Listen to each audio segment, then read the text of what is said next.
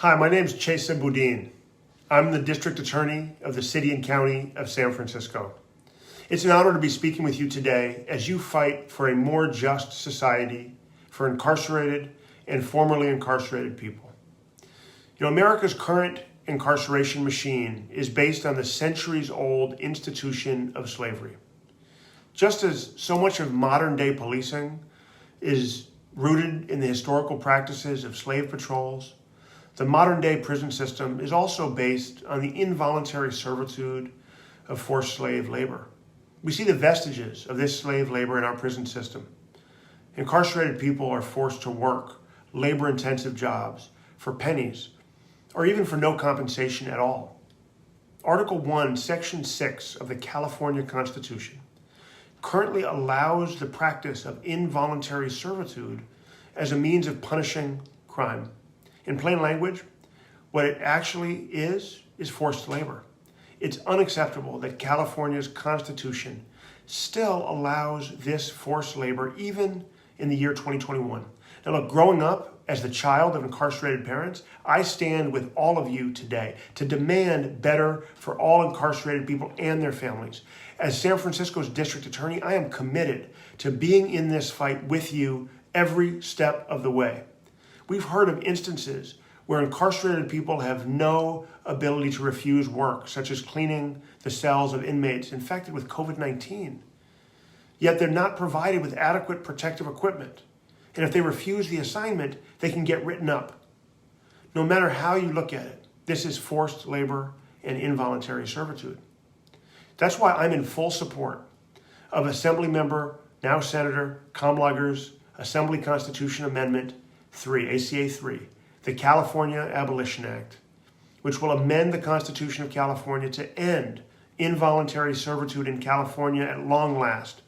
Abolishing these remnants and vestiges of slavery and racial inequality is a critical step in the movement to end mass incarceration and to build public safety for all of us.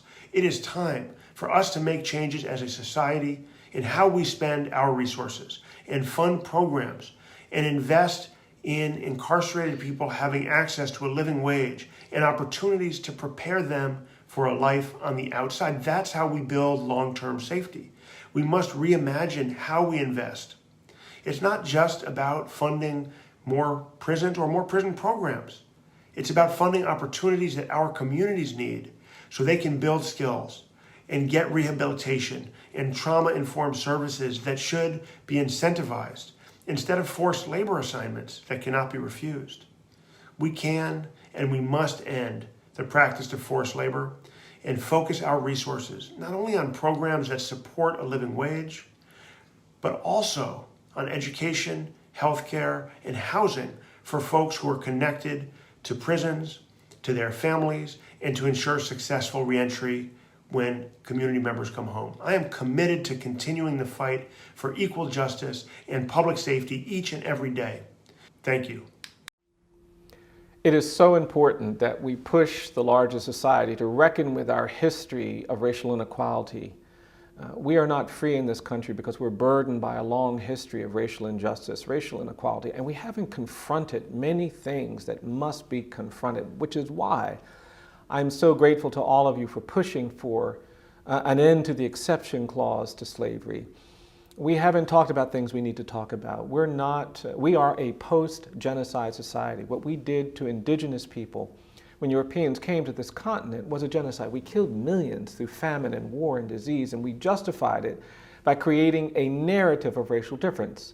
We said those natives, they're savages, and we use that kind of rhetoric to exclude them from the promise of equality and just treatment, and we use that same narrative of racial difference to justify 2.5 centuries of slavery.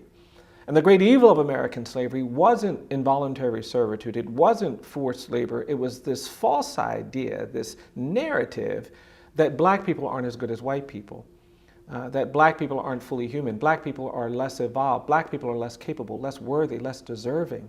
And we never confronted that narrative. It created an ideology of white supremacy. And when you read the 13th Amendment, it talks about ending involuntary servitude and ending forced labor, but says nothing about ending this white supremacy, this racial hierarchy. You had abolitionists before the Civil War that were committed to ending slavery, but not committed to racial equality. And so when that exception clause was proposed, when we actually said we're not going to abolish slavery entirely, we're going to abolish it except for people convicted of crimes, no one objected like they should have. Because we actually bought into that idea of racial hierarchy, and we've used the legal system to sustain these conditions and circumstances. It was convict leasing, then it was terrorism and lynching, and now it's mass incarceration. So it is urgent, it is necessary that we confront this language, that we commit to kind of truth and justice. It's the 21st century, it's 2021. It should not be controversial, it should not be debated that we want a total and complete abolition of slavery. There should not be something that is complicated, but yet we have to fight. But it is important that we fight. These words have meaning. Many of you know the burden that is created between the phrase or the parameters of what's in the law. And so this is an era of truth and justice that we have to commit to, and ending the exception clause is an incredibly important part of how we advance truth in this country, how we resurrect truth in this country and get closer to the kind of just society that we all dream about. Thank you all, and I wish you the best. Hello, everyone. I'm just so excited to welcome you to our webinar today. I know many of us are coming from different places, different walks of life. It's just so exciting to meet with you now. We do want to thank our San Francisco DA, Cesar Bodin, and Brian Stevenson for being kind and sending those really important words for us to really marinate on. We also really want to do a greeting to those of you who are directly or indirectly impacted by slavery. You know, a lot of times we don't get a chance to be recognized or to have others understand what that is like. And so while this is a welcome space for everyone, we do want to make sure that we say hello to those of us who have that background. My name is Joanna Billingy, and I am the policy manager at Legal Services for Prisoners with Children. And this week has been quite a week for us. We have engaged in our digital quest for democracy, where we organized over 600 of us who are directly or indirectly system impacted to come together, share stories, be encouraged, and really use our own voice to speak to the California legislature on issues that impact us. And for those of you who do not know what Legal Services for Prisoners with Children is, we are an organization that organizes communities impacted by the criminal justice system and advocates to release incarcerated people, to restore human and civil rights, and to reunify families and communities. So we build on public awareness of structural racism in policing, the courts, and the prison system, and we advance racial and gender justice in all our work. At the helm of our organization is my executive director, Dorsey Nunn. He also welcomes you this afternoon for some, and I guess for most of us, we could say this afternoon, but again, to our partners all over the world, we're so happy to have you. But he has really done a wonderful job of encouraging us to stand up and to speak out. Today, we're going to be joined by some of his esteemed colleagues, and we're so excited to introduce you to who those are in just a moment. I do want to share with you that one of the beautiful points of today is the fact that we get a chance to launch our campaign here in California entitled Abolishing Bondage Collectively. So what is that? I am so glad you asked. Well, our goal here is to remove Article 1, Section 6 exceptions clause from the California Constitution legislatively by way of the political franchise of voting, and to support the national work that's removing this exceptions clause from the United States Constitution. So ABC, the purpose of this and who should really think about coming on are any and all of you who are listening, right? This is a collective of individuals, of efforts, of thought leaders, of movement builders who are seeking to work with and learn from one another on the issue of involuntary servitude in California while speaking to these national efforts. And again, our focus here is to aim and highlight and center these efforts around the voices of those who are impacted by the system. So without further ado, I want to introduce you to our esteemed panelists today. Realistically, I don't need to give anyone an introduction. Many of you are very familiar with all the amazing work that everyone has done. But I do want to go ahead and share with you some of the things you may not know. And as a result, we're going to spend some time saying hi and reading our bios. That way you guys get a chance to understand really the weight of what we've got going on here. So I would be amiss not to be kind and say hello to our Dr. Davis. She's amazing. She is a matriarch. She has laid the foundation for so many of us. And I really just want to say hi here. And let me share with you a little bit about what Dr. Davis has done. So through her activism and scholarship over many decades, Dr. Angela Davis has been deeply involved in movements for social justice around the world. Her work as an educator, both at the university level and in the larger public sphere, has always emphasized the importance of building communities of struggle for economic, racial, and gender justice. Professor Davis's teaching career has taken her to San Francisco State University, Mills College, and UC Berkeley. She also has taught at UCLA, Vassar, Syracuse University, the Claremont Colleges, and Stanford University. Most recently, she spent 15 years at the University of California, Santa Cruz, where she is now a distinguished professor emerita of history of consciousness, an interdisciplinary PhD program, and of feminist studies. Angela Davis is the author of 10 books and has lectured throughout the United States, as well as Europe, Africa, Asia, Australia, and South America. In recent years, a persistent theme of her work has been the range of social problems associated with incarceration and the generalized criminalization of those communities that are most affected by poverty and racial discrimination. She draws upon her own experiences in the early 70s as a person who spent 18 months in jail and on trial after being placed on the FBI's 10 most wanted list. She also has conducted extensive research on numerous issues related to race, gender, and imprisonment. Her recent books include Abolition, Democracy, and Are Prisons Obsolete? About the abolition of the prison industrial complex, a new edition of Narrative of the Life of Frederick Douglass, and a collection of essays entitled The Meaning of Freedom. Her most recent book of essays is called Freedom is a Constant Struggle, Ferguson, Palestine, and the Foundations of a Movement. Angela Davis is a founding member of Critical Resistance, a national organization dedicated to the dismantling of the prison industrial complex. Internationally, she is affiliated with Sisters Inside, an abolitionist organization based in Queensland, Australia, that works in solidarity with women in prison. Like many educators, Professor Davis is especially concerned with the general tendency to devote more resources and attention to the prison system than to educational institutions. Having helped to popularize the notion of a prison industrial complex, she now urges her audiences to think seriously about the future possibility of a world without prisons and to help forge a 21st century abolitionist movement. And with that, I just want to say hello to Dr. Davis.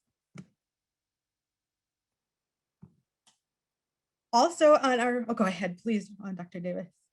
I know I was simply going to say that it's a real honor to be a part of this panel organized by LSPC, with whom I have worked for many, many years. I can't even count the number of years. So thank you so much for inviting me. Absolutely. Welcome to have you. Welcome to have you. So Dr. Dennis Childs is next up on my list here. He's an amazing individual committed to this work, and I'm going to share with you a little bit about what he has done. Dennis Childs is Associate Professor of African American Literature and affiliate faculty member of the Department of Ethnic Studies at the University of California, San Diego. He is the author of Slaves of the Stake, Black Incarceration from the Chain Gang to the Penitentiary, a work that deals with the connections between slavery and Black imprisonment from the late 19th century through today's prison industrial complex. As a scholar activist, he has worked with various social justice organizations, including the Malcolm X grassroots movement, All of Us or None, the Chicano-Mexicano Prison Project, Students Against Mass Incarceration, and Critical Resistance, for which he has served on its National Community Advisory Board. In 2015, he was a member of the first ever Prisoner Solidarity Delegation from the United States to Palestine. He is currently completing a new book, Liberation Time, Prison Industrial Genocide and the Modern Abolition Movement.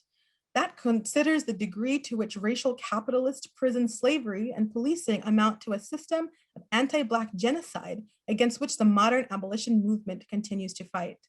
So again, very esteemed, and we just want to say again, hello, and thank you for being here, Dr. Childs.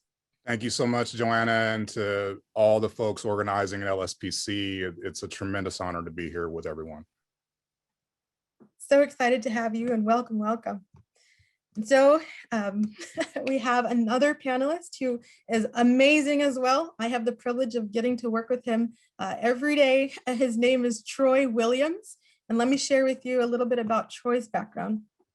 Williams has served 25 years of his life in juvenile and adult prison facilities.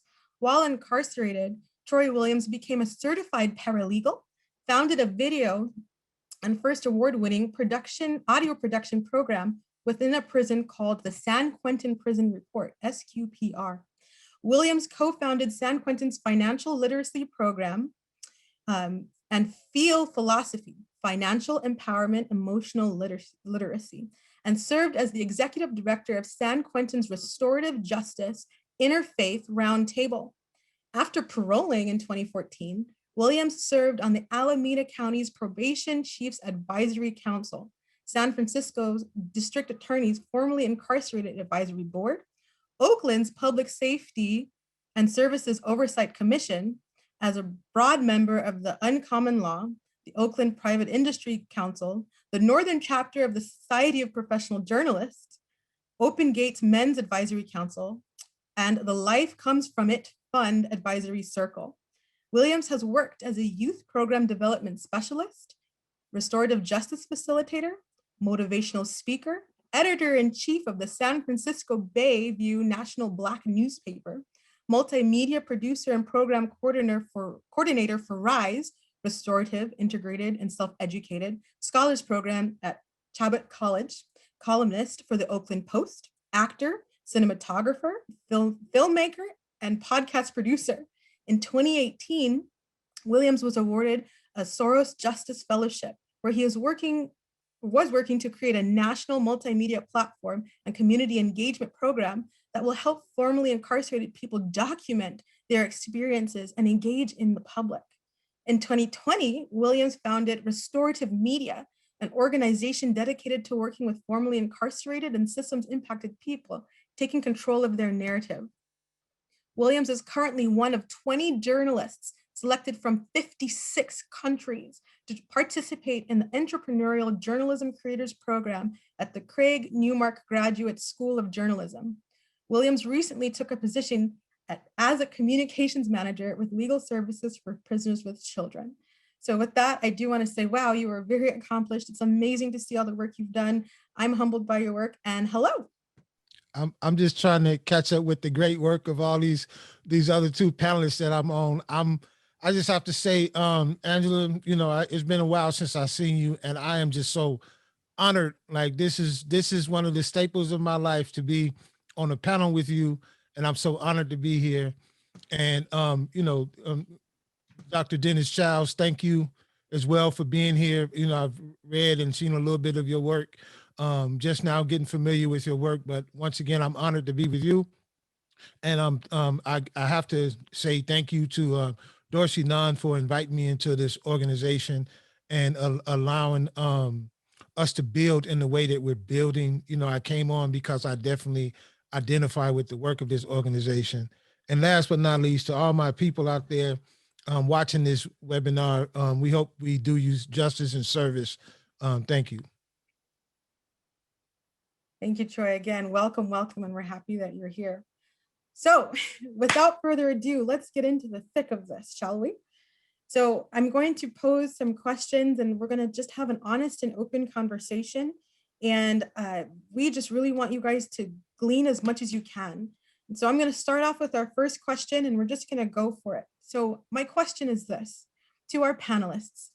People believe that slavery was abolished with the Emancipation Proclamation, even the 13th Amendment at the end of the Civil War. Well, given the current movement to abolish involuntary servitude and slavery within our state here in California and the prison system, Can you speak on the relationship between imprisonment and slavery?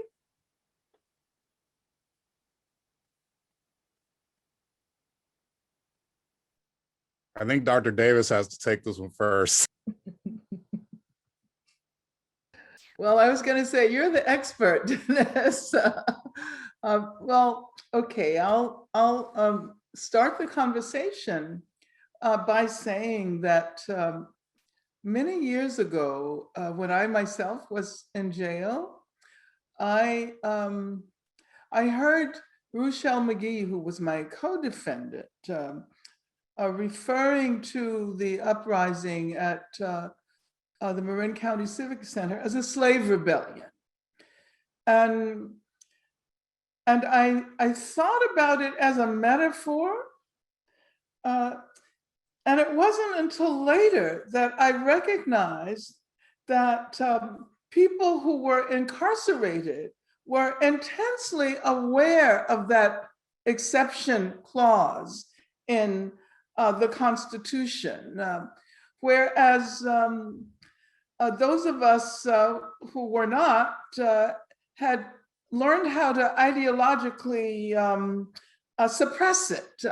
You know, we had read that phrase in the Constitution, I don't know how many times, but there had never been any serious conversation about the fact that incarceration constituted a glaring exception to the abolition of slavery.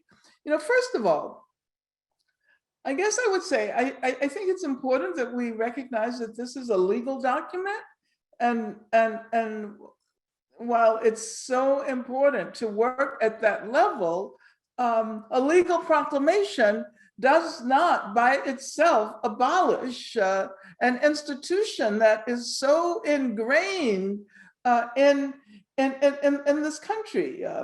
So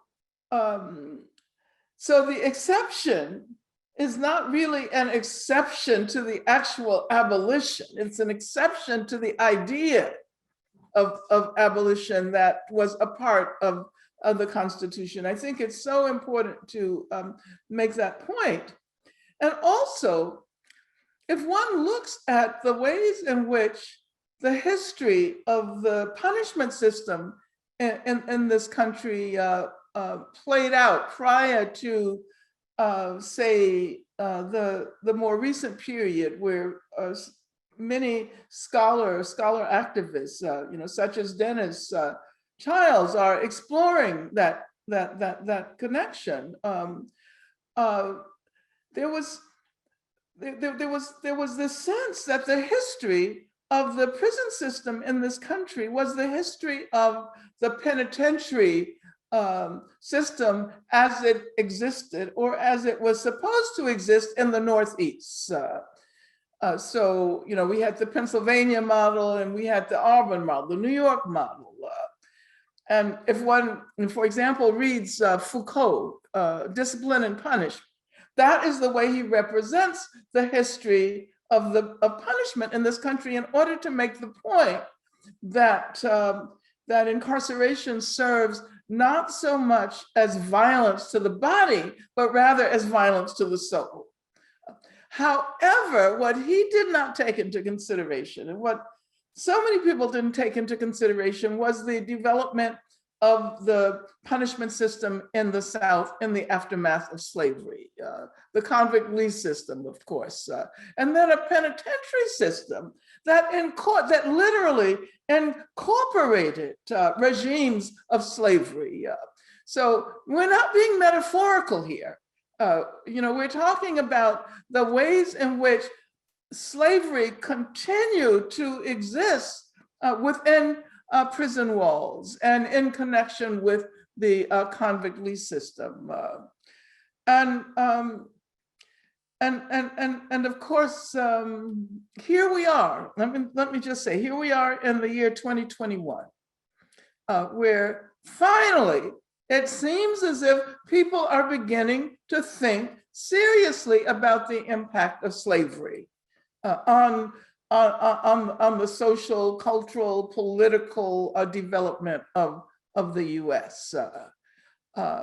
And I think it's so important that we not treat slavery abstractly, that we first of all recognize its connection with colonialism and the fact that we can't, talk about the racist institution of slavery without also talking about the genocide inflicted on indigenous people, the relationship between colonialism and slavery, and the ways in which they affected capitalism, the emergence of racial capitalism, I guess we would say. So I think it's so important to take advantage of this moment where finally there is a bit of a consciousness about the failure to come to grips with the impact of slavery. But there continues to be a reluctance to engage directly with people who are behind bars. And, for example, the whole COVID-19 crisis, which has been more intense in prisons than anywhere else. But we're still having to make the argument that the way to address this is to release people, let people go, free those who are inside. And let me stop there. That's what I have to say at the moment. Thank you. And Dr. Childs, were you open to weighing in next? Sure, and I'll just reiterate what Mr. Williams said a minute ago. Just the honor it is to be here, and thank you to LSPC and all the organizers, and Joanna and all the work you've done, and Dorsey. It's just an honor. And Mr. Williams, I've started to become familiar with your work, your journalistic work, your work, as an activist and organizer, and your cataloging of your own experience in places like San Quentin. I actually taught a literature class there years ago, and I learned more than I taught there. It was actually a learning experience for me, and I summarily got basically ejected from that program because of how much I was connecting with folks on the inside there. So it's an honor to be here with you. And then, Dr. Davis, there are no words to express how important your work has been for my own trajectory as a scholar and an activist. And I'll just say that when I wrote my first book, Slaves of the State, the first quote that's in that book is from you. And that quote is exactly what you just laid out at the beginning of your comments today, which was the critique of Foucault and the blind spot within his work. You can read that whole work, Discipline and Punish, and not see the word slavery even one time. Or, as you said, indigenous genocide, settler colonialism. And so I think it's a transgressive act to claim the past as not having passed. I think of Jamaica Kincaid's, the Antiguan writer's words to that effect, that for Black people and other historically oppressed peoples, the past is not dead. She said, history is like an open wound that reopens with every breath. And I always just, that is a refrain in my head as we, see the latest news every day, it seems, of another Black person and another brown person, another indigenous person, poor person getting murdered by the state here in the United States. And then of course, by the United States doing the same kind of action, around the world, the treatment of migrant peoples in Mexico, Honduras, and all over the Western Hemisphere, and people trying to immigrate from Africa. So I just think it's a very transgressive act to claim the connection between the past and the present, and not to say that they're exactly the same, but to just listen. You mentioned Rochelle McGee, Dr. Davis. He was one of the first persons that I read that made this connection.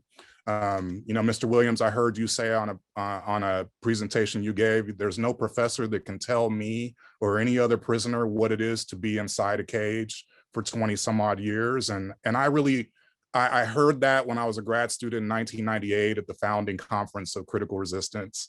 I heard that coming from family members and people on the inside, and I tried to really be respectful of that. And so suffice it to say that everything that I've learned, nearly everything that I've learned about the connections between prison slavery now And the early versions of it, chain gangs, convict leasing, and the original slavery, chattel slavery, has come from prisoners themselves, or those who Joy James calls imprisoned intellectuals. And there's this one phrase that Dr. Davis used in her early work that really affected me, which, and I felt like really resonated, which was, we're dealing with a transition from the prison of slavery to the slavery of prison.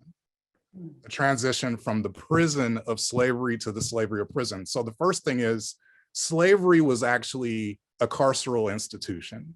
That's what I take from that. And so, you know, so the barracoons, the slave pens, the slave ships and plantations that African peoples had to endure in that genocidal regime were carceral spaces. And then the second thing is that, you know, the slavery of prison. So, you know, as was said earlier, you know, the move to convict leasing. And I think of a woman, like a Black woman from Laronia, Georgia, who wrote President Theodore Roosevelt in 1903. Mentha Morrison was her name. And she cataloged how her and her husband were at a place called Smithonia in Georgia, run by a former Confederate colonel named James Smith. Smithonia was the name of this plantation. And he was charged with running the convict lease system for the state of Georgia and holding people in peonage. So Mentha Morrison talks about in her letter to the President of the United States in 1903, it's an amazing document. And she says, we're subjected to inhuman punishment by this man and this system, and we are being treated as slaves. So I want you to do something about that. You know, and as Dr. Davis said, we're here in 2021, and now it's just getting to the point where, in terms of public discourse, we can really have this conversation in more channels than just our choir of people that have been working on this for years. So it's important. But just the last thing I'll say is that, okay, Laronia, Georgia, but also Pelican Bay, also Chowchilla, also Valley State, also CIW Corona for Women, also Attica, Jackson Prison in Michigan. So we don't want to, as we're having this conversation, exceptionalize the South. You know, as Malcolm X said, you know, anytime you're south of the Canadian border, you're South. And I think of George Jackson saying, as he went through nearly 8 years of solitary confinement in California, you know, my recall is nearly perfect. I've lived through the passage, died on the passage, cotton and corn growing out of my chest. And as Dr. Davis was saying, he was not speaking metaphorically. So I'll just leave it at that for now. Ooh, I guess that leaves me, huh? So yes, I guess the first thing that pops in my mind is that, like, when I do make that statement, Dr. Childs, it's never to negate the expertise, like the expertise that's on this panel, like right now. It's only to suggest or inclusion into the conversation. You know, I was very unaware of the system of things that were in place to drive me towards this thought frame of believing I had to, like, be a certain way in the community, that I had to function a certain way, and these ways led me into a mentality that led me to prison. I was very unaware of these system of things that applied that pressure.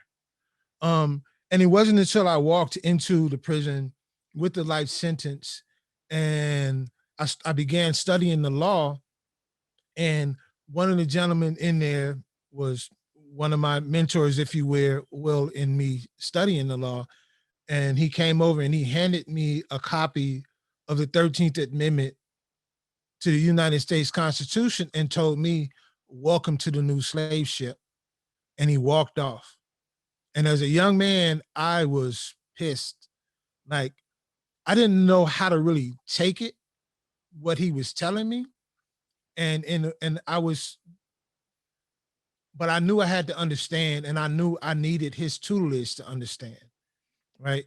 And I learned, I studied all of these things that are in place that I watched. So I like to speak from my experience.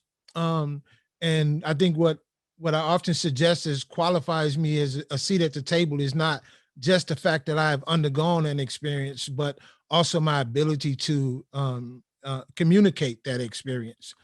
And so I sit and I've watched throughout my incarceration, I watched somebody say, well, no, I'm not going to work. I don't want to work for y'all.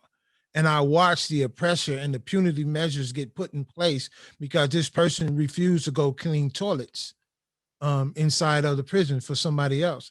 I myself spent my last 8 years of incarceration, and a lot of people don't know this because the image of prison that you have is that everybody is just doing some kind of menial labor, but we really don't understand the type of intelligence that we are actually have locked away. And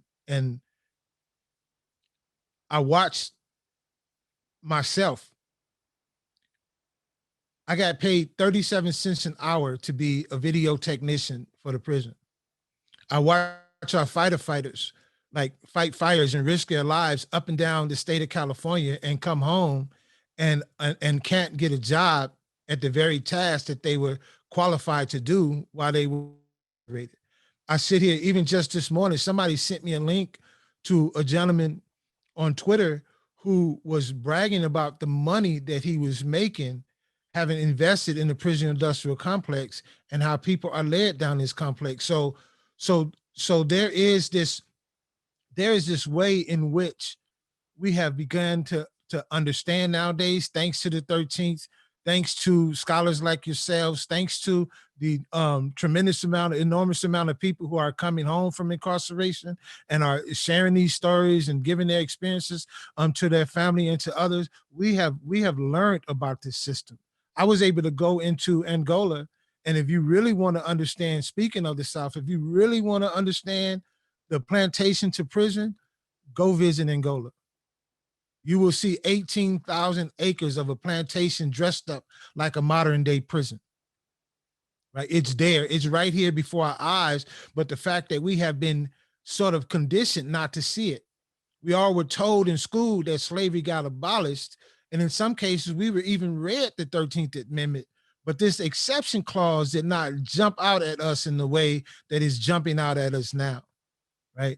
And I think that is a part that, and I love when I hear Dr. Davis talk, and I was just writing something similar to what you were saying this morning, and I'd be like, yes, you're like my barometer. And I'm like, yes, I'm on the right path. Because I was just thinking that or writing that this morning about how, and you put it in way better words than I could, but my thought frame was around how we've been conditioned not to see the truth that's standing right before us. And I think I'll leave it at that.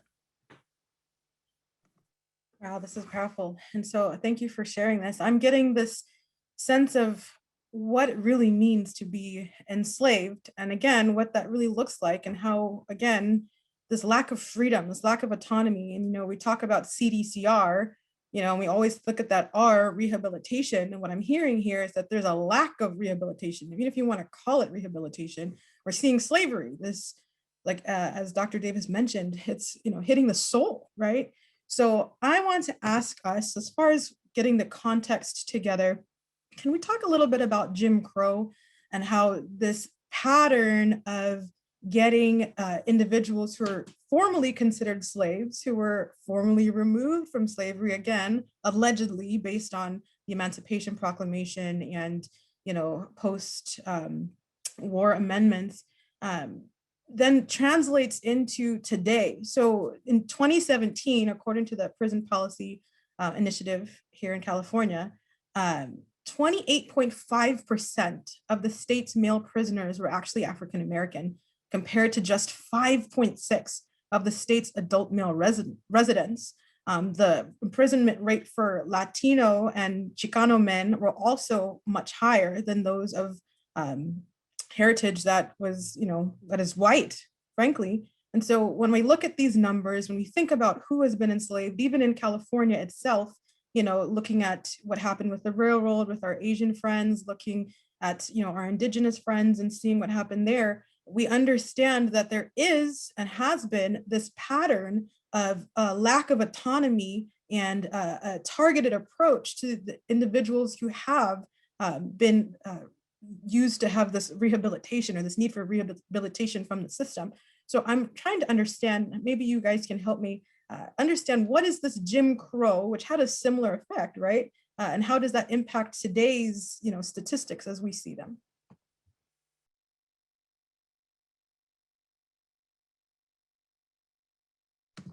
Who should I choose? Dr. Davis, can we go with you? Okay. Well, I suppose I should start off, since I think I may be the only person on the panel who actually experienced Jim Crow in my childhood. I grew up in, as I've pointed out many times, the most segregated city in the country, Birmingham, Alabama. But I don't know whether I want to talk about those experiences. What I think I should mention first is the fact that the era of Jim Crow did not have to happen. We often assume that there was this a very easy transition from slavery to Jim Crow. But that was not the case. And as a matter of fact, there was, as historians, Dennis Childs and others know, the period of radical Reconstruction that immediately followed the abolition of slavery was the most radical era in the history of our country. And that, as a matter of fact, there was an enormous amount of promise during that period prior to 1877, when Black people began to be elected to state legislatures, when state constitutions became more progressive. And not only for Black people, but around gender issues as well, when education became public as a consequence of Black people's fighting for the right to education. That era has literally been erased from the collective consciousness of people in this country. And in a sense, it seems that what we're doing now in 2021 is reconnecting with the trends that were announced 150 years ago. So I just, I want to make the point that Jim Crow did not follow automatically from the efforts of former slaveholders to preserve their power, that it had a lot to do with Northern capitalists. It had a lot to do with the ways in which capitalism, the industrial capitalists of that era,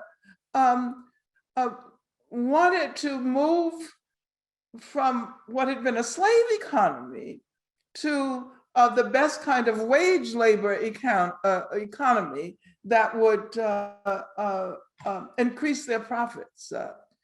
So, some of these big companies, mining companies, railroad companies, made use of the labor of convicts who were arrested precisely in order to provide labor power for the new industrial capitalists who were literally colonizing the South. Of course, I'm not a historian, but I think that history, we're always haunted by our histories. And if we don't examine them, then there's no way to move forward. But Jim Crow, wow, racial segregation, white supremacy, it would almost appear as if we're reliving that era now, the era following radical Reconstruction, the overturning of radical Reconstruction, and the rise of white supremacy in the way we know it today. As you know, some, I think, who mentioned Birth of a Nation, or was that on another Zoom call that I was? Another Zoom call, totally relevant though. Absolutely, but I think it's so important that we, in the process of trying to collectively understand the meaning of racism, of structural racism, institutional racism, systemic racism, and the relationship to slavery, that we center the trajectory of punishment and the ways in which Jim Crow was predicated on the criminalization of Black people. So, you know, the connection between modes of punishment and the rise of a new social political system connected with the economic system of capitalism that insisted on white supremacy. And I know that, you know, Troy, thank you so much, you know, for your work and reminding us how important it is to recognize the ways in which history remains very much alive, and the worst aspects of history remain very much alive within the system of incarceration. I mean, this is one of the best arguments to abolish this mode of punishment. And I don't think we will ever extricate ourselves from the history of white supremacy unless we abolish the prison. And just finally, if we want to know the meaning of Jim Crow, of what that's all about, go into a prison. You know, look at the segregation, the regimes of segregation that still exists, that determine who gets to be who's celly, you know, who gets to be on the yard with whom. And this is a kind of cultivated white supremacy, drawing from history that makes it, of course, much easier to control those who are behind bars. Very powerful. Dr. Childs, would you like to weigh in? Well, Dr. Davis, maybe you were having a premonition, because the first thing that came to mind when you were speaking about the culpability of the national government in the Jim Crow Project was Birth of a Nation. And also that erasure of that period of radical Reconstruction. You know, W.B. Du Bois's Black Reconstruction is such an important text in that regard. And he talks about the non-inevitability of what he describes as a backward turn towards slavery by the end of that book. Because what does he talk about at the end of that book? The rise of the convict lease system. But as you point out, it was under, you know, the guise of modernizing the Southern economy and taking the South, the old agrarian South, into modernity, that many of the things that we're talking about started. So you had around your hometown of Birmingham, Alabama, and the mining industry, you had companies like U.S. Steel using neo-slave labor. And, you know, as people like yourself, Milford Fierce, I mean, Alex Lichtenstein has this great book, Twice the Work of Free Labor, on this subject matter. It's not a return to the old slavery per se, but it's showing the way in which slavery was always about the production of capitalist modernity. It was always at the crux of that. And so, you know, when people talk about the new Jim Crow, what we have to keep pointing our finger to is the fact that you don't have the new Jim Crow without the quote unquote old slavery.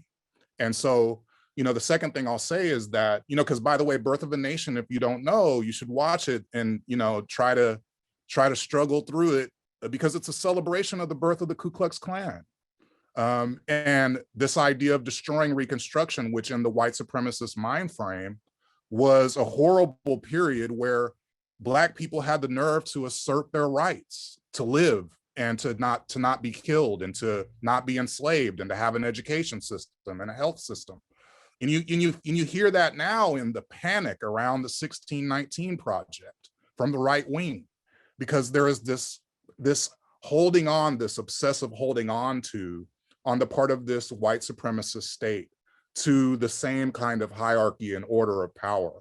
But as Dr. Davis was saying, that's not inevitable. And so the second thing I'll just say quickly is that when I think about the new Jim Crow and its relationship to the old Jim Crow, or prison slavery now in relationship to back then, I was reminded of the case of the Turners in Georgia, who in 1918 were lynched, Hayes and Mary Turner, and this is in The Crisis, edited by Du Bois. And it's a horrifying thing where this family of sharecroppers, this couple, tried to assert their rights to the yield from their crop that was agreed to. Very common story. And Hayes Turner was lynched. And then when Mary Turner tried to seek justice for him, she was lynched, and she happened to be 8 months pregnant at the time. But what you find out when you read the stories about that is that the county sheriff led the lynching where this occurred. This was led by an officer of the law. And then when you look at lynching statistics from the 1890s and the birth of the KKK through the 1950s, you figure out that as the incidence of publicly recorded lynchings by groups like the KKK decreased from its height in 1890, the incidence of the state murdering Black people increased inversely proportional to that through execution. And that's not even including killing people on the chain gang or just through state execution through the electric chair and other means. So when you look at that X on the graph, what you figure out is that the law is culpable. The legal regime of the United States, whether it be settler colonialism, slavery, or Jim Crow, has always had a terroristic bearing towards Black, Indigenous, Brown, Asian, and poor people. And that has continued to the daily assault on us to this day. So, I mean, for whatever that's worth, but it's just, I couldn't believe you brought up Birth of a Nation, Dr. Davis, because that's exactly what I was thinking of. And you know, also, Dennis, I just want, you can call me Angela, by the way. I was thinking that parenthetically, it might be important to point out that when Mary Turner was lynched, the unborn baby was carved out of her stomach. So, you know, that gender dimension to the violence of lynching is important to keep in mind, particularly since we tend to think about lynching as a phenomenon that affected men primarily. So that's just a little, you know, parenthetical. And thank you so much for raising that. Yeah, and I think I would add to the conversation how I think the concept of Jim Crow has just taken a new form. It's just been given a different label. You know, we talk about the convict leasing laws, we talk about the black codes, the vagrancy laws, things that were done in order to simply pull someone over to make contact with them and get them back on the plantation to do labor. My first interaction with law enforcement, I was 7 years old playing follow the leader with my little brothers. And I was accused of burglarizing cars. And I was 7. I didn't even know what burglarize meant.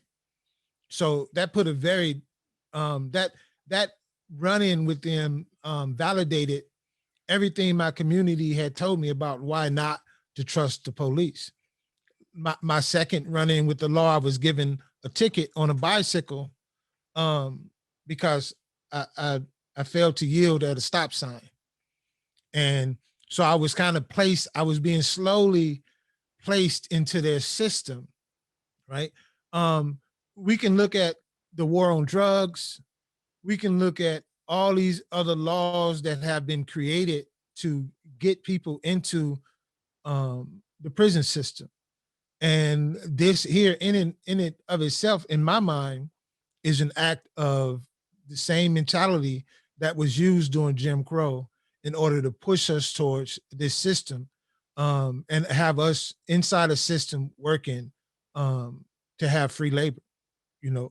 So I think that's what that's what I want to just add to the conversation, that in my mind, Jim Crow parallels stop and frisk. Jim Crow parallels all of these other activities that are done to make contact with people for no other reason, where the outcome winds up with them being involved in the system in some kind of way. Thank you for that. And so I'm hearing this theme of, you know, the social political context of these things happening. Even Birth of a Nation, part of its hype included the fact that you now had something to watch. You know, this is the beginning of the film industry in some ways. And so there's the social political context that's happening. And so throughout this entire movement from then until now, we see that we are working towards the social political construct as well as, you know, the law and that sort of thing. And so as has been mentioned, you know, Jim Crow has a different name. So Mr. Williams, thank you for sharing that. And Dr. Davis, you also mentioned that Jim Crow didn't need to happen. I think that's a huge takeaway. A lot of us think, oh, it was this natural, you know, move. People didn't know what else to do. No, it was a very intentional opportunity that was taken to, again, perpetuate this institutional, structural, and systemic version of racism. So I want to ask our panelists, based on, again, understanding these components of, again, the social political aspects, the law, I want to ask, how does the movement to stop the exploitation of prisoners' labor fit into the overall movement towards divestment from private prison contracts, de-incarceration, depolicing, and our abolition as a whole?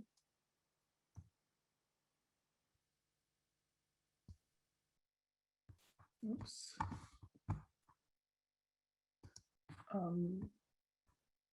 Let me see.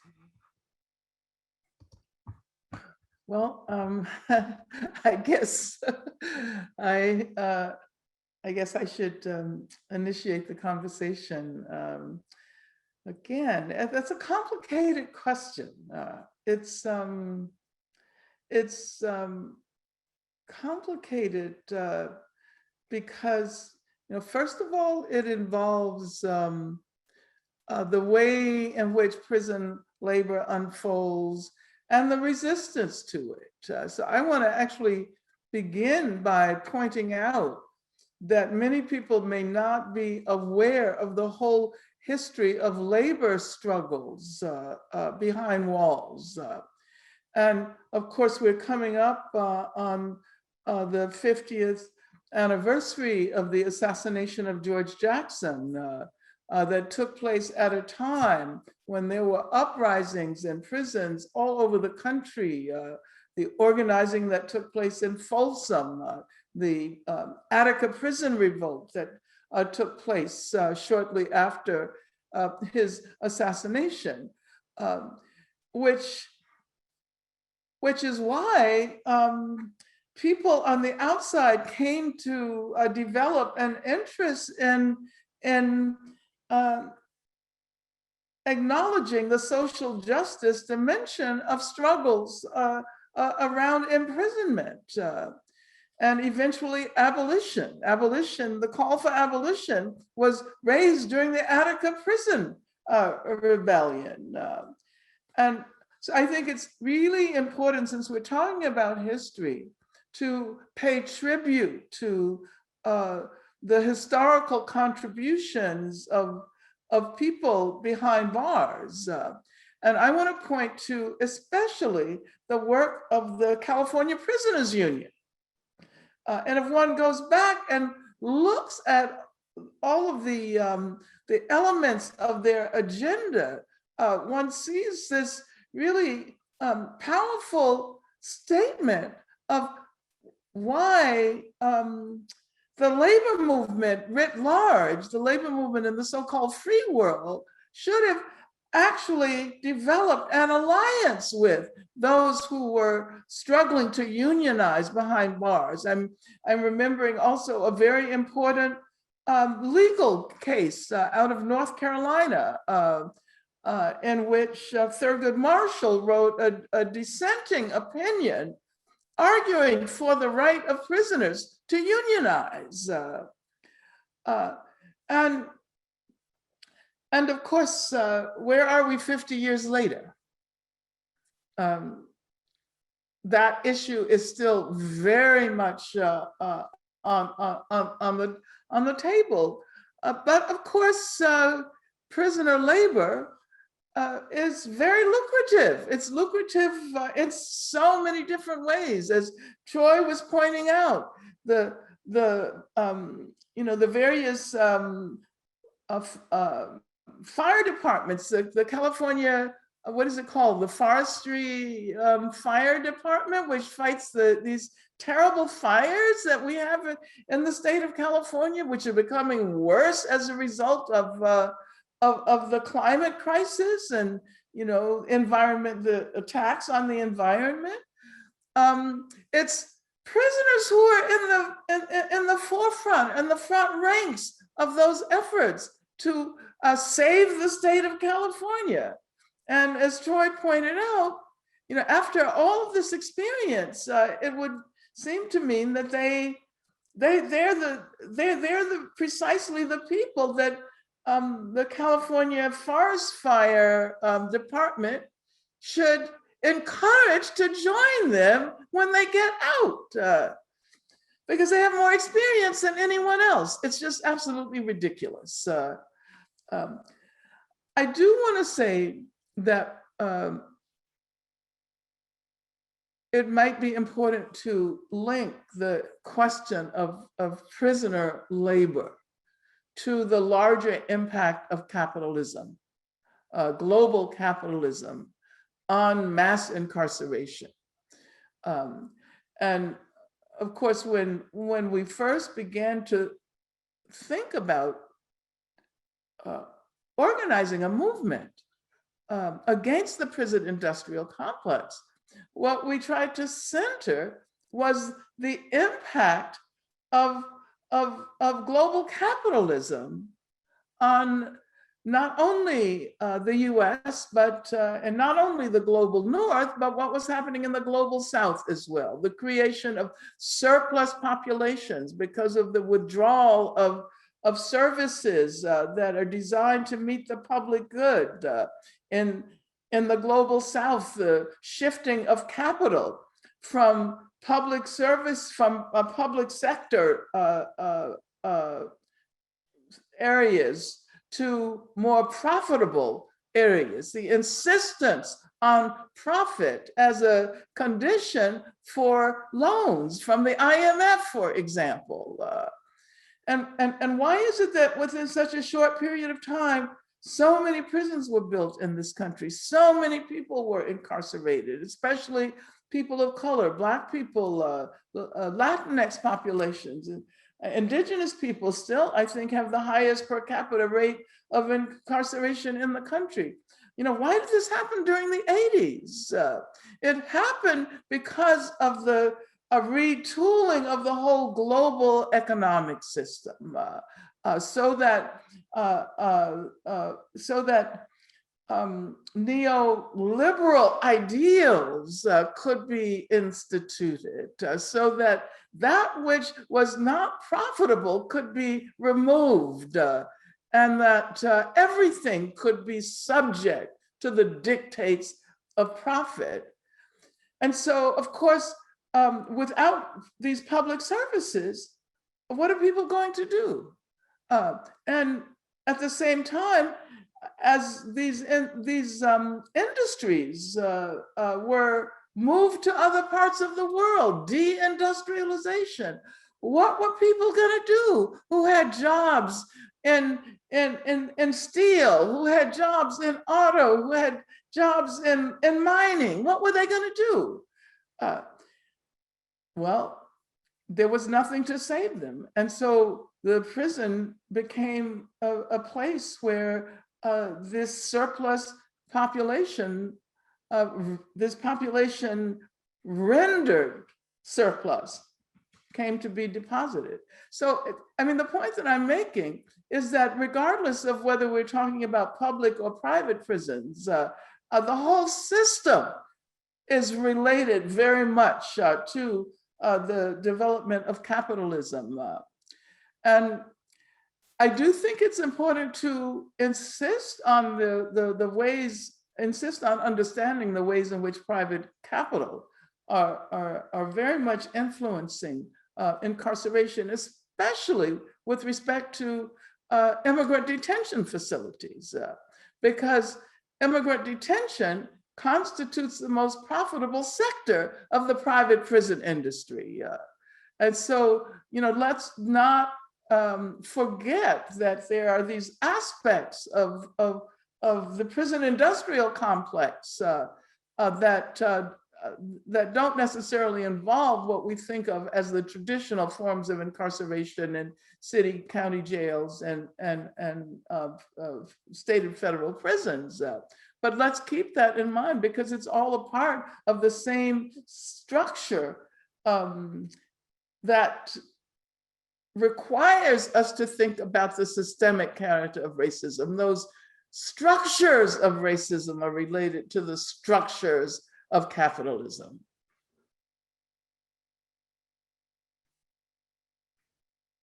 Can I just jump in there? What you were just saying, Angela, just made me think of, I think you may have even ran this quote in our Prisons Obsolete or another text, but Ray-Luc Levasseur, when he says that we are, as prisoners, human waste, and that idea of a surplus, the creation of a surplus population. And then the remarkable aspect of it, which is all of these macroeconomic things that you mentioned, deindustrialization and the removal of living wages while CEO pay is going up astronomically, the real minimum wage going down in the 70s and 80s to now, and then blaming the people that are living the predictable outcomes of those decisions from on high and criminalizing them for living those predictable outcomes of gross asymmetries as to wealth, land, jobs, education, healthcare, and the like, and the low-hanging fruit, that then you can turn that situation into another profit matrix. And also, implicit in what you're saying is, I'm writing this book now on the idea of prison industrial genocide, which is to say that it's not, creating piles of corpses on the way that we think of it, but it is a situation where a kind of solution to the problem of a surplus population can be these neo-plantations. That also includes, during the Obama era, the legislation was passed that said that 30,000 migrant subjects need to be in cages every single day. This is while he was deporting 2.5 million people under his two administrations. And he had, unfortunately, the president of my university, our university, Angela, currently Janet Napolitano, as his lieutenant in that process as the head of Homeland Security. But 30,000 prisoners a day, migrants a day, had to be locked up. And if they didn't reach that quota, the federal government, the private prison companies that owned those people, those migrants that they were about to deport, could sue the federal government for profit loss. So the commodification of human beings across borders, the way in which that process of deindustrialization meant maquiladora systems south of the United States that exploit and terrorize people. I live here in San Diego, and we have this horrific system of wage slavery and eco violence against brown people south of the border here.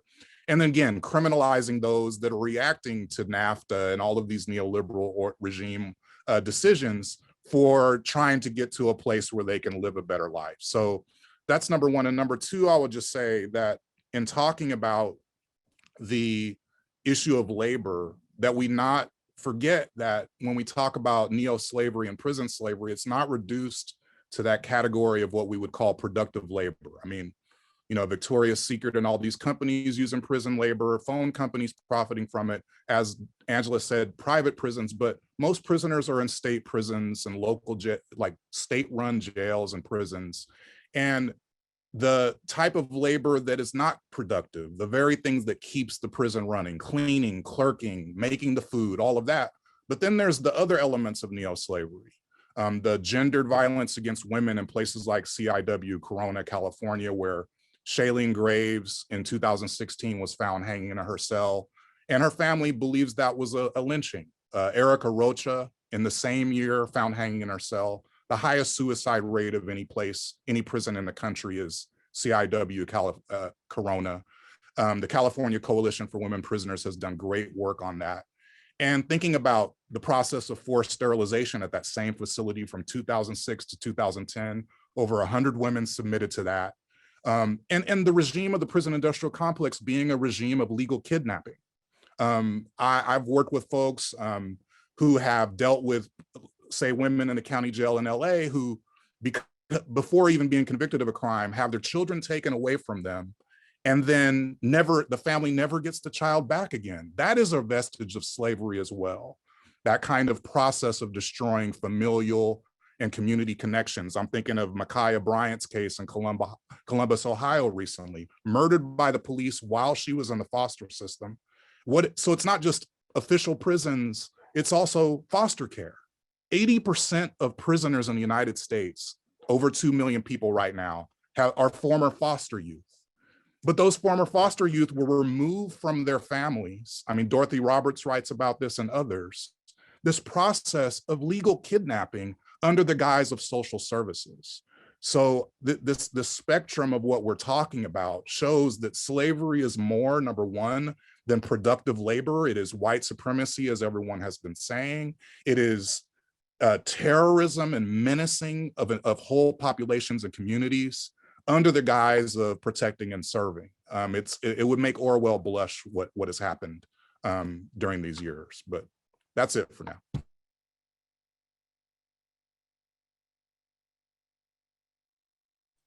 And I think what I will add to the conversation is that it's no secret that government has always worked alongside of the corporations that were involved in slavery, the people and the corporations that were involved in slavery. And so this continues. So whether we're talking private prisons or state-ran prisons, it's one and the same. But I was just looking, and I'm not going to use a name because I definitely don't want to give credence to this person who posts this, but this person posts that in 4 years, he turned 7.5 million into a clean $150 million.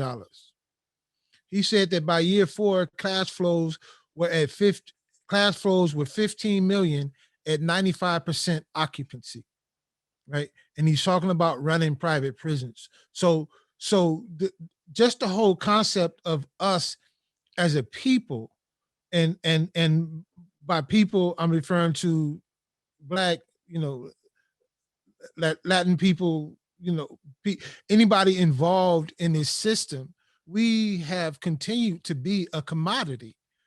Even in Michelle Alexander, who has quoted as talking about how there are actually more people, Black people in prison today than there were slaves in 1850, just some 13, 15 years prior to the so-called Emancipation Proclamation. So the commodity of human beings, right, has to stop, right? If people are incarcerated, people still need a living wage.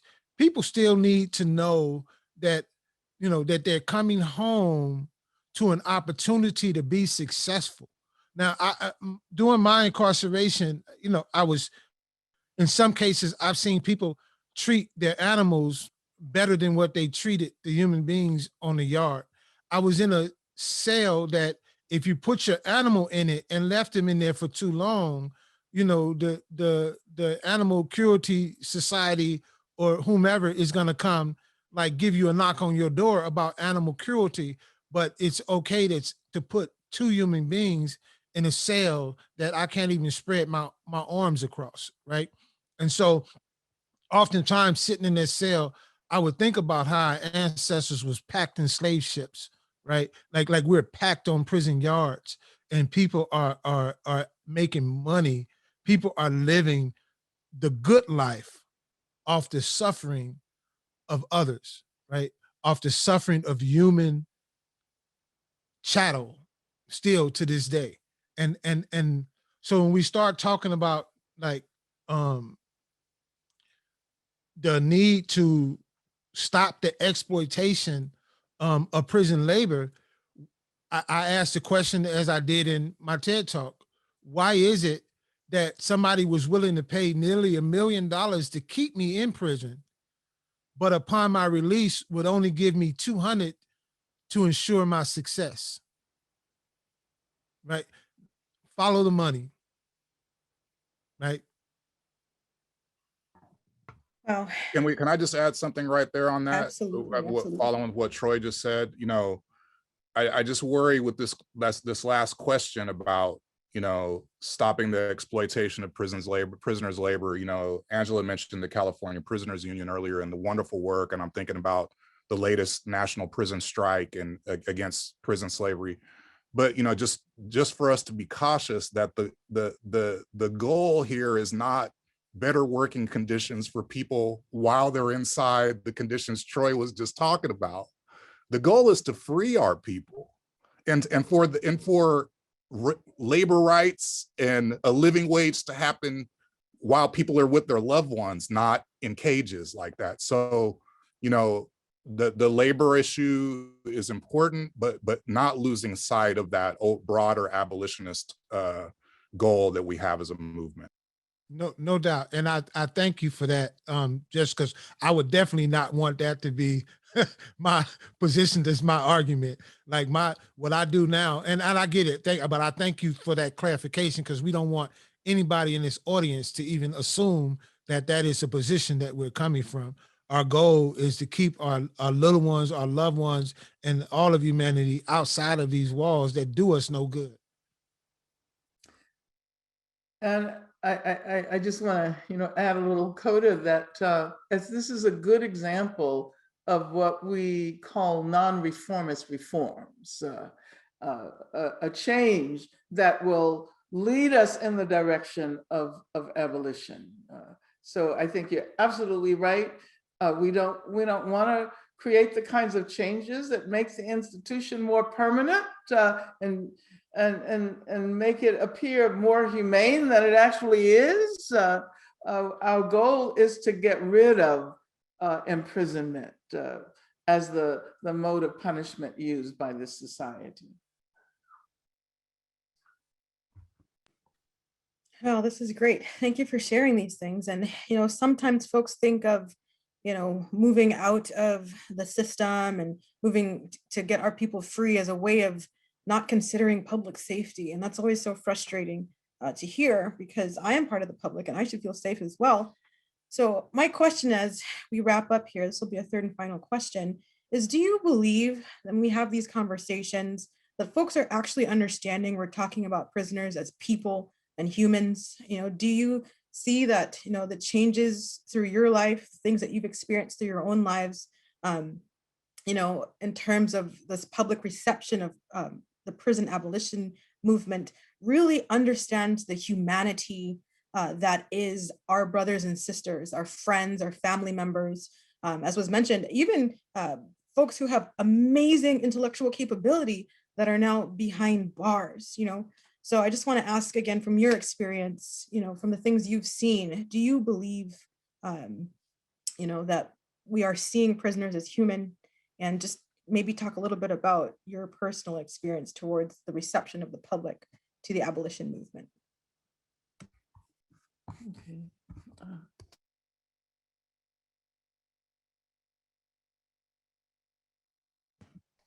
I'm still kind of in shock that we are engaged in all of these public conversations about abolition.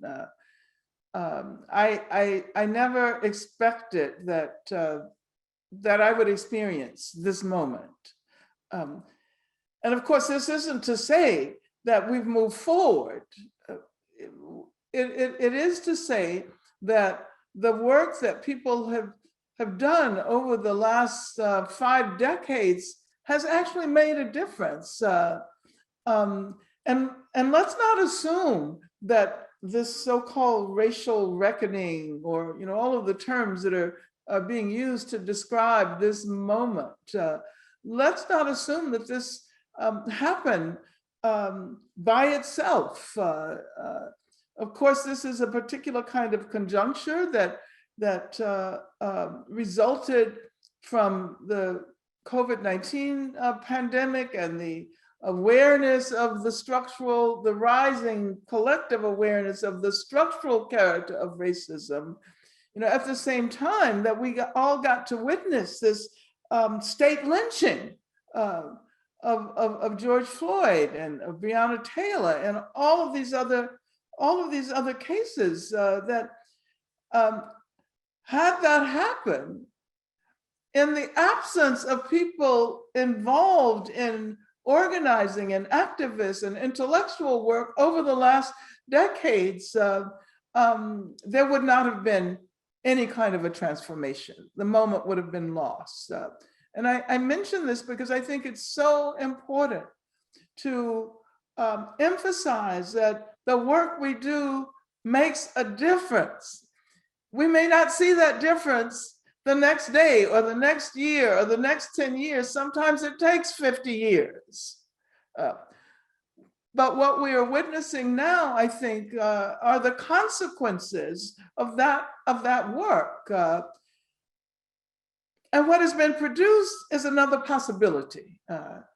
And it means that now that we can engage in open conversations about abolition, now that many people, maybe half the people in this country, seem to be getting it, that when we say we're for abolition, it doesn't mean that we don't want safety and security. It means that we need to develop other ways, nonviolent methods of producing safety and security, because the institutions that are offered to us as the pathway towards safety and security are precisely the ones that militate against the possibility of safety and security. So I think it's really wonderful now. There's a national movement to get cops off campus. Who could have imagined such a thing 5 years ago? But again, these are potentials, these are possibilities. And I can't emphasize enough that there are new possibilities for doing work that will make a difference. And if we don't confront and work on those possibilities, then we can experience something like what happened with the rise of the Ku Klux Klan in the aftermath or during radical Reconstruction and the overturning of that moment of possibility. So I'm very excited, but I do think it's important that we recognize that movements express themselves in so many different ways. They're the spectacular, the dramatic ways with people in the streets and marching and demonstrating, as we saw last summer. But then there's also the work that has to happen that is not so dramatic, that is not so visible. The constant work to transform the institutions that we have contact with. And I think we're in such a moment now, a moment that requires the kind of organizing that will hopefully eventually make abolition of prisons, abolition of the police a reality. If I could just pick up from there, I remember teaching as a grad student in the late 90s at Berkeley and taking some of the stuff I was learning from Angela and Ruth Wilson Gilmore and others in the movement, and Asada Shakur into the classroom, and the kinds of reactions that I would get. And I know Angela and Troy, you're probably tired of these kind of reactions when you give these talks. They still happen, but they happen with much more frequency in the late 90s, where the prison had become so naturalized that they were scandalized by the idea there being no prisons more than they were by the prison industrial complex. And, you know, fast forward to today, you know, and now on my campus, there's the Stop Cops on Campus thing that is linked with the national movement. I had students start this group, Students Against Mass Incarceration, on campus. But what Angela said struck me is that it's not about the demonstration of the movement. It's about the grinding, slow grinding, plodding work, Joanna, that I know you do every day, and others, and all of us are none. I remember sitting around a table with people like Rita Bo Brown in Oakland at the Prison Activist Resource Center and filling envelopes for hours and thinking to myself, is this ever gonna do anything? You know, are we ever gonna get to the point where we can have this conversation out in the open the way we want to? And as we've said today, here we are. But then there's also the, you know, what is it? Amilcar Cabral said, claim no easy victories. So you have the right wing at the same time that they're panicking about 1619, talking about prison reform. I mean, that last clown that held the office in DC, trying to act like he's a prison reformer. And all I'll just say is that, you know, imagine Harriet Jacobs or Mary Prince or Frederick Douglass going to a meeting and hearing about how we need to reform the slave plantation system. That would be an abomination, and it should be an abomination to us.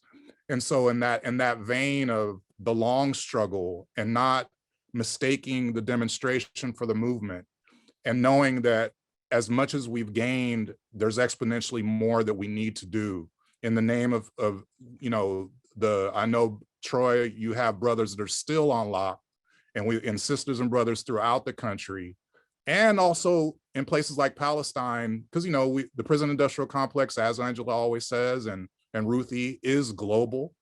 And so what's going on in Gaza and the West Bank with US militarism and carceral systems is a part of the prison industrial complex as well. And so, you know, it's the words of Fannie Lou Hamer, none of us are free until all of us are free. And we have to maintain that mantra as we give ourselves a little bit of DAP for what we've gained in the struggle so far. It is because of what has been gained in the struggle is the reason why I'm free. And I say this holding in a lot of emotion, because I wasn't promised to ever be back out here again. Right? I was buried in a box and expected to stay there until I passed away. So as to whether or not certain people see us as human or not, that's less, I guess, of a concern than it is knowing that the people that do see me for who I am and what I'm able to contribute to this society were the people that lifted me up. Whether all the people that's been in this struggle, that's been fighting for change, the jailhouse lawyers who filed writ after writ that opened up gateways to that man named Black who taught me the truth about my history beyond slavery, right? These are the people that woke my mind up so that I could put myself in a position to no longer feed the beast, right? So some of us are here to actually to fight the system and to, you know, rid this system of its, you know, white supremacist, we got to lock everybody up and get paid off of their backs. And then there's this other work that needs to be done where we are on the block working with our young ones who may not be on the college campus to make sure that they're aware of the systematic things that are in place to throw them on the plantation. And so I say this with all the love for my homeboys that I grew up with and for their kids and for my young ones that's out there on the block. Like, I love y'all. And we got to have some real change so that we stop feeding this beast and that we get on this side, because The thing is that we're strong in numbers, right? And because so many people came together, the stars just lined up for me and allowed me to come home.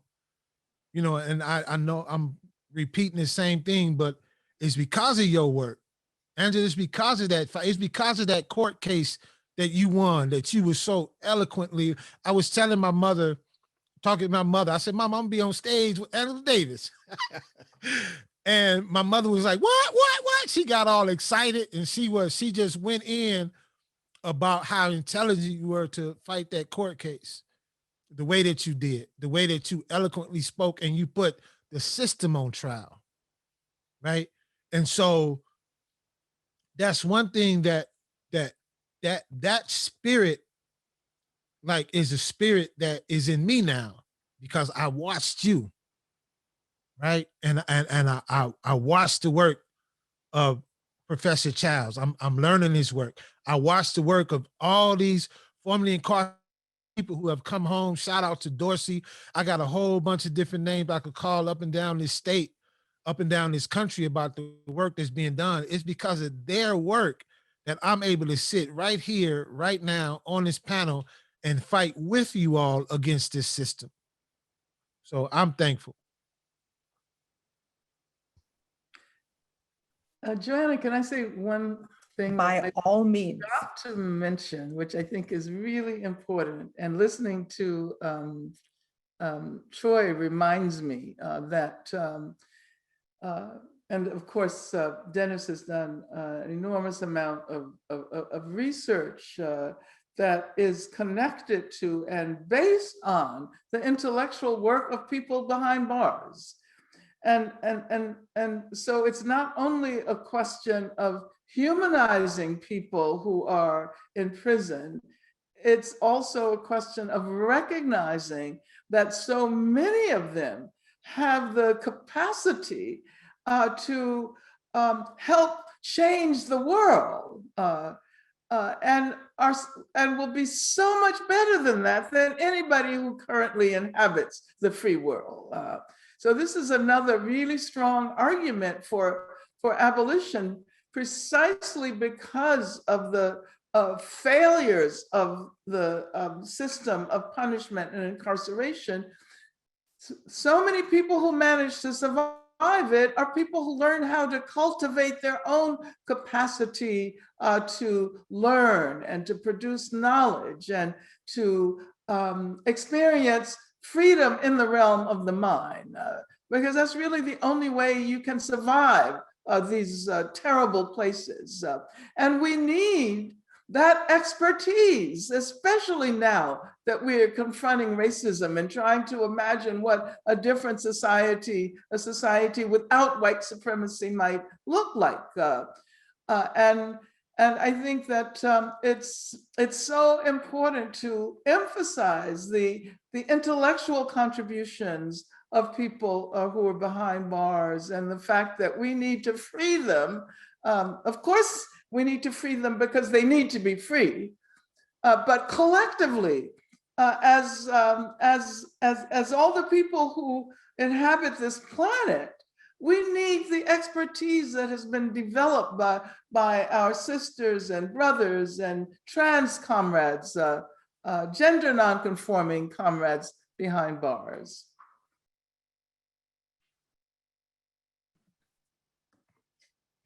I really, really, really love the empowerment that's coming from this. You know, as has been mentioned, you know, we all have these individual experiences that come together into this collective, and you know, we shouldn't be overlooking anyone. You know, everyone is important to this movement. We really want to drive that home. And so, as far as wrapping up and driving anything home, I want to ask our panelists, is there anything else that you want to share, or you want folks to take away from our time today? I'll start. I just want to say that, again, it's been a tremendous honor, and thank you, Joanna and Dorsey and Mark and everybody with LSPC and All of Us or None and all affiliated organizations. And thank you for everyone for attending. And you know, my co-panelists, it's really an honor. This has been really informative for me and actually bolstering to my spirit. if I can just say that personally, I just wanted to end by saying that, the last question that we were dealing with the human, and Troy, I really heard what you said.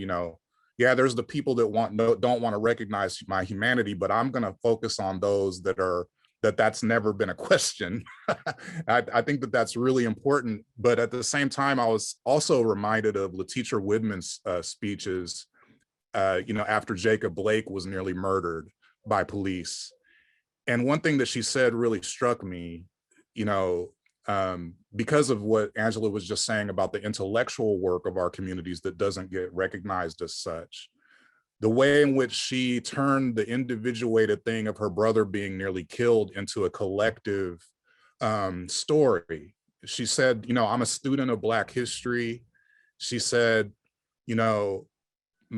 what happened to me and my family connects me in a family way to Emmett Till, to Philando Castile, to Sandra Bland.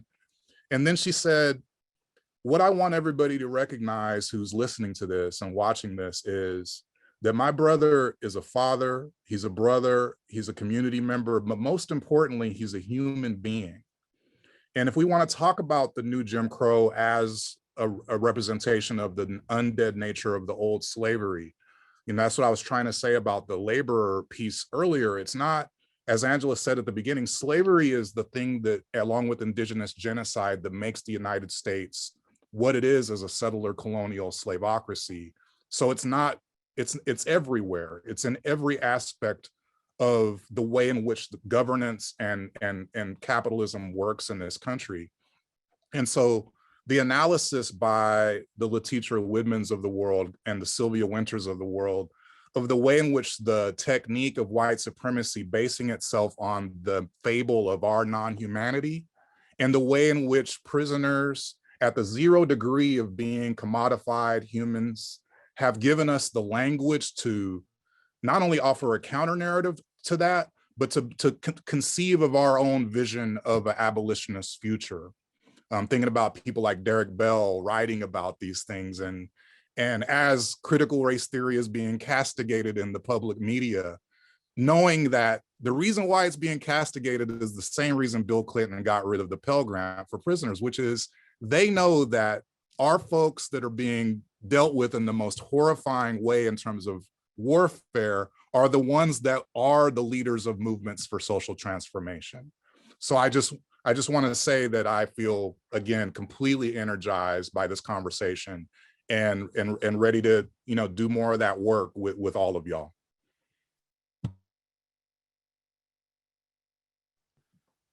I guess I'll just jump in, and this may sound a little bit cliche, but thank you, Mom.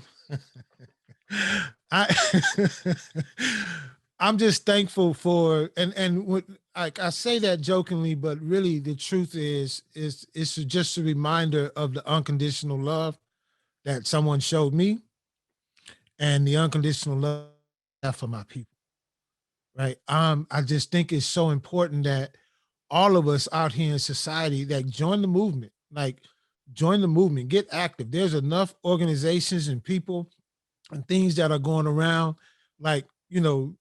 connect with us on this, our efforts to abolish this bondage collectively, right? Join it, connect with us. Let's sit down, let's have some conversation, let's have some talks and figure out how do we move forward collectively in a way that benefits us all, right? And it can be done, it can be done. And I'll just close by once again just showing my deep appreciation and gratitude for being here, for being on this panel. Somebody take a screenshot.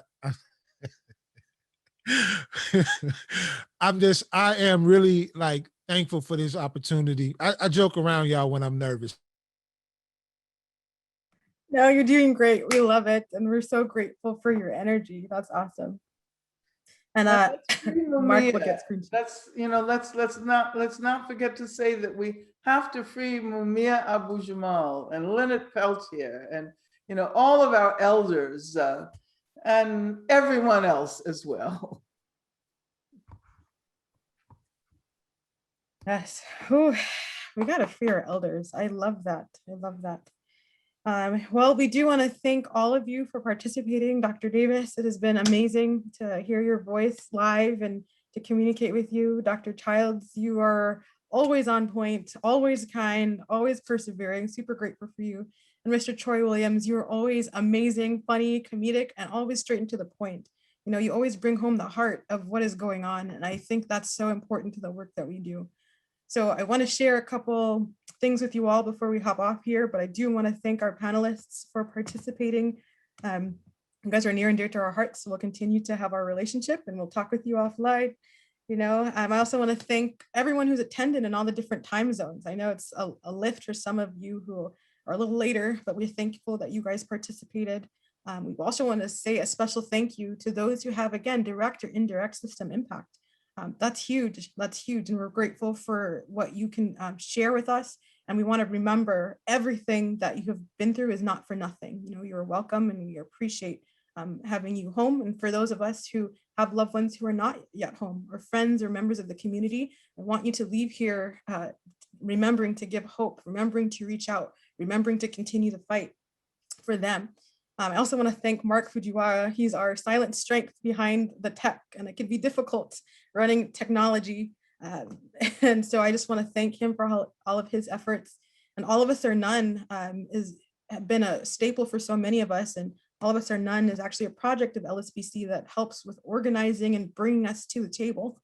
I also want to thank our fellowship program. This fellowship program has provided us this space where we have First Fridays, which aims to uplift the political advocacy and organizing education of our fellows at LSPC. We've also partnered with the Underground Scholars Initiative with UC Berkeley under the leadership of Azadeh Zarabi, who's kindly allowed us to incorporate some UC Berkeley fellows in our program. So this is excellent. We're so happy that you guys have provided us this space. And of course, we want to remind everyone to get involved, right? So we'll send you a post-event email so that way all the information that comes, you don't have to keep at the front of your mind right now. You can have it written down for you. But we want you to join and engage and bring anyone and everyone who's doing anything in California to abolish bondage collectively, right? And again, our goal here is to remove Article 1, Section 6, the exceptions clause here in California legislatively, or through a ballot initiative, which may be coming, you know, and support the national work to remove the exceptions clause through the work in our state. Again, this is a collective of individuals, of efforts, organizations, thought leaders, and movement builders who are seeking to work with and learn from each other on this issue of involuntary servitude here in California, while speaking to these national efforts. And again, we aim to focus the voices of those who are impacted by the system in these efforts.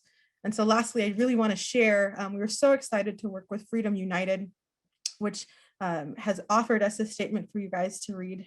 So I'll make sure to include that in our post-event email. But I do want to share with you that they are amazing. They are global. And a lot of the context of what has been shared today has also highlighted the global work that is involuntary servitude.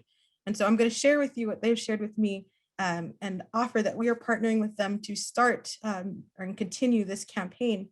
And so they have shared this. So Freedom United represents the world's largest community dedicated to ending human trafficking and contemporary forms of slavery. And so Freedom United equips millions of supporters with awareness, education, and ways to take action that drive real change towards the goal of ending human rights abuses. So one specific way that they take action is through campaign work, all of which is centered on global petitions that are signed by citizens all over the world demanding change from the government. So since last year, Freedom United has been actively working to tackle forced labor within the prison industrial complex by calling on private and public sectors to divest from abusive facilities. According to the International Labor Organization, under the 1930 Forced Labor Convention, number 29, forced labor is work undertaken involuntarily under the threat of menace or penalty. This applies to prison labor. So prison slavery is modern slavery and a global human rights issue that violates the Universal Declaration of Human Rights, which ironically was chaired by the United States. So this is why we are partnering with Freedom United, and they're partnering with us, as well as Human Trafficking Search, to abolish slavery by demanding that states and the US Congress to close the punishment clause, as they call it, in state and federal constitutions, and amend this 13th Amendment as well. So we'll be giving you their links. You can see what's going on there and sign that petition. But the goal is to get involved. We are one big global family. We should not be subject to these conditions. And we should continue, as Mr. Williams was saying, to have this love, have this community, and feel embraced and safe, and encourage and uplift one another. So we have some exciting words for you from Cornell West. And so we want to play those for you. But after that, we will conclude for the evening. So thank you guys so much for participating. We hope to see you again in the future through ABC and through our First Fridays and through the things that our partner orgs are doing. And we look forward to hearing from you soon. Take care. Thank you.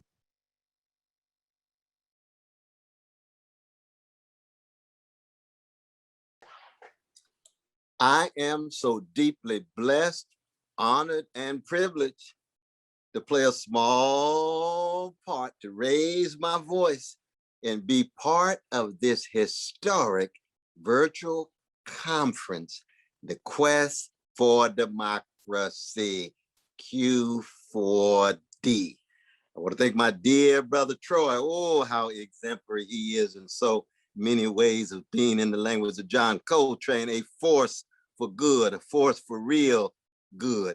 And I think all of us stand in the great tradition of abolitionism, of Harriet Tubman and Frederick Douglass, all the way up to Angela Davis, calling for what? Calling for an acknowledgement of the rich humanity of people, especially chocolate people, especially Black people, and saying there should not be in any form involuntary servitude, any form of bondage, any form of domination. We want to unleash human potential, unleash human possibility, unleash Black genius, and unleash Black talent. And it spills over to our vanilla brothers and sisters. It spills over to our brown brothers and sisters, our Latinos and Latinas, and our Asians, and our indigenous peoples, and our across the board, across the human board, as it were. So I want to salute each and every one of you who are already a vital part of this social movement. We're not talking about a nonprofit. We're talking about social motion, social momentum, and social movement, and using whatever institutional mechanism, be it nonprofit or whatever. But the end and aim is the empowerment of those the great Sly Stone called everyday people, the enablement of those the great James Cleveland called ordinary people. We want to ensure that that little moment in the 13th Amendment is called into question.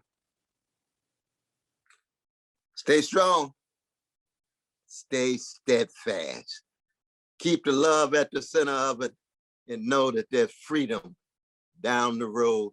As Sister Angela says, freedom is a struggle, endless struggle, process as well as product, as well as end. And I want to say a direct word to my precious brothers and sisters making their way directly from the mass incarceration regime to mainstream society. One, that you've got a genius, a talent, you've got a wisdom, you've got a set of experiences that are rich. Always have confidence in yourself and believe in yourself in intervening, not just into society, but also into the movement to change society. Never forget you come from a great people, a people who've been hated for so long, but still dishing out love warriors, a people who've been terrorized so long, but still dishing out freedom fighters, a people who have been traumatized for so long, but still dishing out wounded healers. All of us have been wounded, but we use our wounds, we transform our wounds into being helpers and providers, and most importantly, joy spreaders. Never let anybody in any context steal your joy. So as you enter into society and enter into the movement to change society, use all of your talent, your experiences, and your joy to empower others, and know that you got something that the world can't take away, that's inside of your heart, mind, and soul, your rich memories that allow you to bounce back. And like my brother Troy, be a real force for good and for beauty and for justice and freedom. And put a smile on Curtis Mayfield and Aretha Franklin's face. Hey, it must be my lucky day. I'm on the stage with Angela and got Cornell West calling out my name on his speech. There ain't no luck involved, brother. You earned it. You earned it. I appreciate it. Appreciate you too. Appreciate y'all. Thank you. Right. So family, don't let anyone steal your joy. I love it. So go out and be someone else's smile today if you can. Appreciate it. You guys take care. All right, y'all. Stay strong, all right?